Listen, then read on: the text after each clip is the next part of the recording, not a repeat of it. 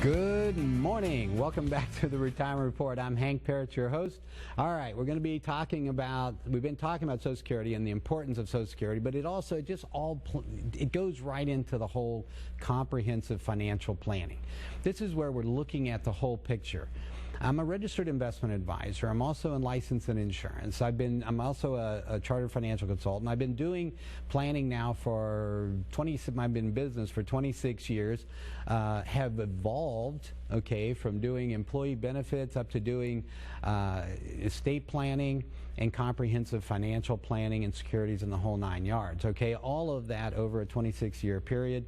And for in business, and basically over the last 20 to 22, 23 years in doing more and more comprehensive planning. And here's why.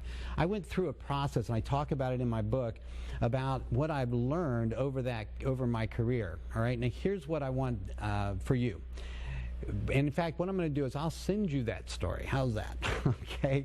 So for the first 10 callers today to my office, 615-376-5325, I'm going to offer up to you a free, comprehensive financial plan. We refer to it as a retirement income analysis, but that's just one part of the whole plan. The plan itself is going to involve an investment analysis and showing you different investment options and ways that you can reduce volatility and risk in your investments, how to get the most, how the smart money invests, how they in fact utilize the science of investing that's available to us today. You will know basically what the best ways to invest are, and how, and this is based again on the academic research, the studies. These are Nobel Prize winners that have done this work, and it's available, but most people are not even aware of it. We're going to make you aware of it. All right, we're going to educate you and inform you. In addition, when you call the office, Jessica will take your information. She'll get out a packet to you. It'll be a checklist of things to bring to the appointment to get the most out of your time with me. We're going to give you a full-blown plan, Social Security, everything in there. And we'll send you a copy of my book, 7 Steps to Financial Freedom in Retirement. And that's what I was talking about. In the introduction, I give some history, and throughout the book, I give you basically stories of what I've learned over the years, what my process was, and how I progressed over the years in terms of learning how these things work and how that came about. I used to be in that broker-dealer system as an example. Now I'm a registered investment advisor. I went from being from that standard of suitability and working for someone to where now I work for my clients, and I'm as a fiduciary, meaning that the legal standard for a fiduciary, of course, is to put the best interests of their clients ahead of all others, including their own. All right, and that's what I prefer. I like that. I like that part of my business. That the way that what this means in that relationship, if you will. One of the things with clients, I'm a big believer when it comes to relationships. You're going to be working. This is your money. This is a big impact on the rest of your life.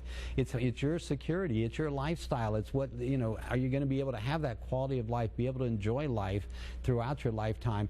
If medical things come up, life happens, right? Both good and bad. And when those bad things happen, are you going to be able to weather those storms because you've got a good plan in place, and you're going to have the best options available when that happens, not only for yourself, but if you're married, of course, for your husband or your wife, for your children, for your grandchildren.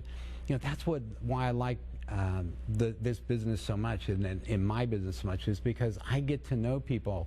My clients that I've known for 20 to 25 years in some instances, this is one of the things, having seen the impact of life on them. How I've had clients from 20 years ago I had clients in their 70s and 80s that have since passed, and their children have become clients. So it's like a family thing that's really, to me, it's one of the joys of my business, and I'm so privileged and thankful every day that I've been able to do what I do. Now, this is why I never want to retire. And this is when it comes to retirement planning. For each person, though, this is different. I've got clients that come in that feel much like me. These can be doctors, teachers. They can be people just that, work in a factory. It doesn't matter. It's because they're doing something they enjoy, or that there's something about what they're doing that they enjoy. So they maybe it's just getting up and having that routine of going to work and their friends at work that they get to see and they've known for many, many years now. And they would miss those relationships, okay? So whatever it is. Now, some people want to retire. They're not happy, or they said, you know what, it's time. I want to move on to do something else. Or they may have a passion that they've always wanted. I did this job to take care of my family and do the things I needed, because what I really love doing, whether it's woodworking or working on cars or whatever it might be, wouldn't be enough to pay the bills maybe, so I did this. Now I get to do this. Right now, I'm going to retire and I'm going to build furniture, or I'm going to, do other wood type projects, or whether it's working in restoring old automobiles, or whatever it might be, doing volunteering. Maybe it's just being able to spend time with my grandkids. I've got so many people that they are so excited about the ability when they retire that they're now going to have more time for family things. I'm going to be able to go out and I'm going to do, I'm going to go to all the games my grandkids have. I'm going to do all these fun things with them. We're going to go on trips together. So whatever it is for you, that's what we try to do the planning around. Not just try, we do the planning around. All right.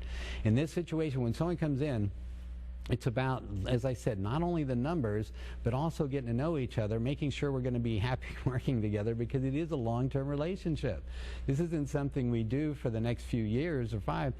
Hopefully you're going to be on this earth for a good long time, and we're putting together a plan that's going to make sure you have the life that you want throughout that time. All right, and that we're going to have that good relationship throughout as well. So here's some of the things that I want you to think about when it comes to Social Security, is understanding how it works, understanding there are strategies out there about not only when you apply, but you got to understand the other parts of it. So if you apply at age 62 as an example, one of the rules is between age 62 and your full retirement age, 66 to 67 depending on your age, if you're working, making over today in this year, it's $15,720. If you make more than that, then for every $2 over that you make, you give up $1 in Social Security benefits. So that's one thing. But here's another part. Taxation of those benefits.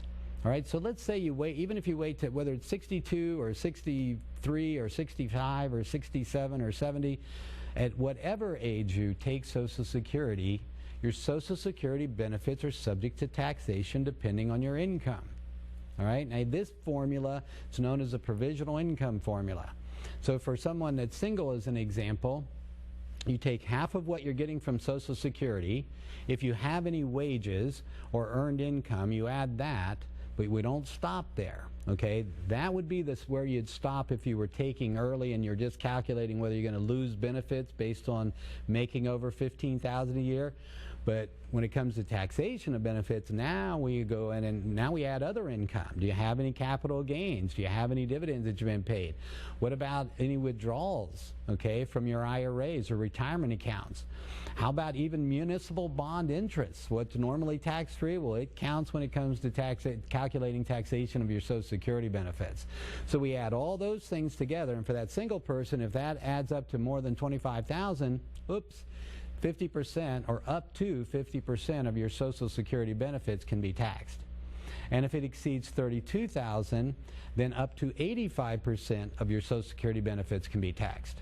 Now for a couple, how does it work? Now we add everybody's in, right? We put that in again. So we add in on the taxation of Social Security benefits. We look at if you're both receiving Social Security, we take half of those benefits and add them together. Again, we add those same things in if there's any earned income or if there's any other taxable income, including, as I mentioned, money that you might be taking from your retirement accounts to supplement your income. You add it up, and if it's over $34,000, 50% up to 50% of your Social Security benefits can be taxed. It's over $44,000, then up to $44,000, then up to 85% of your benefits can be taxed.